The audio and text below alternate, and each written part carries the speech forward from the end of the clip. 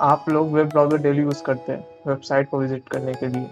पर क्या आपको पता है जब आप किसी यूआरएल या लिंक पर क्लिक करते हैं तो बैकग्राउंड में क्या-क्या प्रोसेसेस होते हैं?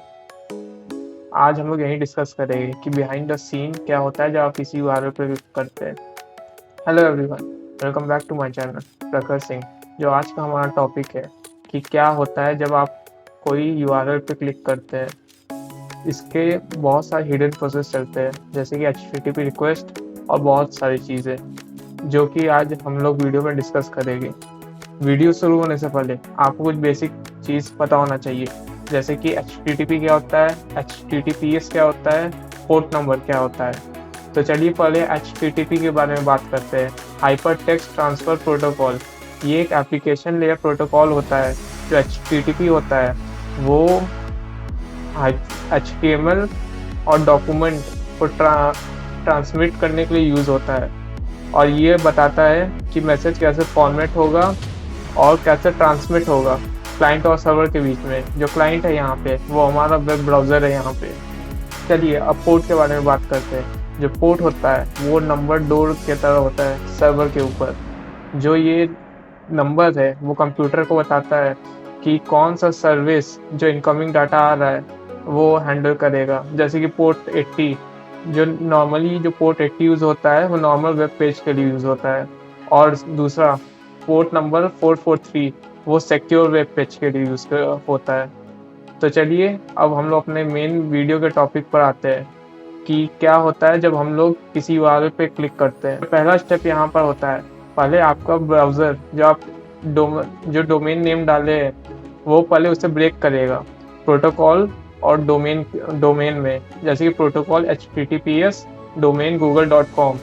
फिर ब्राउज़र क्या करता है, ब्राउज़र जो होता है वो आईपी एड्रेस में कम्युनिकेट करता है ना कि डोमेन नेम में। तो पहले जो आपका ब्राउज़र है वो पहले करेक्ट आईपी फाइंड करता है google.com का और जो ये प्रोसेस होता है इससे हम लोग डीएनएस लुकअप करते हैं। आईपी फाइंड करने के लिए ब्राउज़र यहाँ पे कुछ स्टेप परफॉर्म करते हैं जैसे कि ब्राउज़र कैशे। इसमें पहले ब्राउज़र अपने ही कैशे में देखता है कि वो आप वेबसाइट रिसेंटली विजिट किए कि नहीं। अगर किए है तो वो डायरेक्ट वहीं से आईपी ले लेता है। अगर ब्राउज़र के पास नहीं है वो आईपी तो वो ऑपरेटिंग सिस्टम के पास जाता है। फिर वो ऑपरेटिंग सिस्टम का कैशे चेक करता है। अगर ऑपरेटिंग सिस्टम कैशे में भी नहीं है उस वेबसाइट का आईपी एड्रेस तो फिर वो जाता है राउटर के कैशे में। फिर वो राउटर पे चेक करता है कि उस पर्टिकुलर वेबसाइट का राउटर पे आईपी है कि नहीं। अगर उसे राउटर पर भी नहीं मिलता है तो वो आईएसपी के पास जाता है, आईएसपी के डीएनएस सर्वर पे। आईएसपी के डीएनएस सर्वर पे भी अगर ना मिले उसे आईपी एड्रेस तो वो जाता है रूट या टॉप लेवल डोमेन के पास जैसे कि .com .online और भी बहुत सारे, जो कि उनको लास्ट में आईपी एड्रेस प्रोवाइड कर देता है। जो सेकंड स्टेप है यहाँ पर वो है कनेक्शन इस्टेब्लिश करना। एक बार ब्राउज़र को आईपी एड्रेस मिल जाए तो उसे बस एक रिलायबल कनेक्शन की ज़रूरत पड़ती है जो कि टीसीपी के थ्रू किया जाता है, ट्रांसमिशन कंट्रोल प्रोटोकॉल टीसीपी। जो टीसीपी होता है वो 3-वे हैंडशेक परफॉर्म करता है। पहला वो सिंक्रोनाइज पैकेट आपके कंप्यूटर से सर्वर को भेजता है कि ताकि कनेक्शन इनिशिएट हो सके। फिर वहाँ से server synchronise plus acknowledgement packet भेजता है कि ताकि वो खुद का कनेक्शन पैरामीटर इस्टेब्लिश कर सके। और जो थर्ड है आपका कंप्यूटर दोबारा एक्नॉलेज पैकेट भेजता है कि वो कि प्रॉपर पूरा कनेक्शन इनिशिएट हो सके। जो थर्ड स्टेप है यहाँ पर, अगर यूआरएल स्टार्ट हो रहा है HTTPS से, इसका मतलब ये है कि सिक्योर कनेक्शन की ज़रूरत है यहाँ पे। तो जो आपका ब्राउज़र है और सर्वर है वो एक और हैंडशेक परफॉर्म करते हैं जिससे हम लोग TLS करते हैं, ट्रांसपोर्ट लेवल सिक्योरिटी। ये हैंडशेक ये इसलिए परफॉर्म होता है कि ताकि फ्यूचर कम्युनिकेशन को ये इनक्रिप्ट कर सके। जब एक बार सिक्योर कनेक्शन इस्टेब्लिश हो गया, जो ब्राउज़र है आपका वो फाइनली एक HTTP रिक्वेस्ट भेजता है सर्वर को। जो ये रिक्वेस्ट है ये एकदम प्लेन टेक्स्ट होता है जो कि सर्वर से मांगता है वेबसाइट का कंटेंट। एक मैं आपको एग्जांपल देता हूँ रिक्वेस्ट का, जैसे कि पहले लाइन में गेट इंडेक्स HTML HTTP/1.1।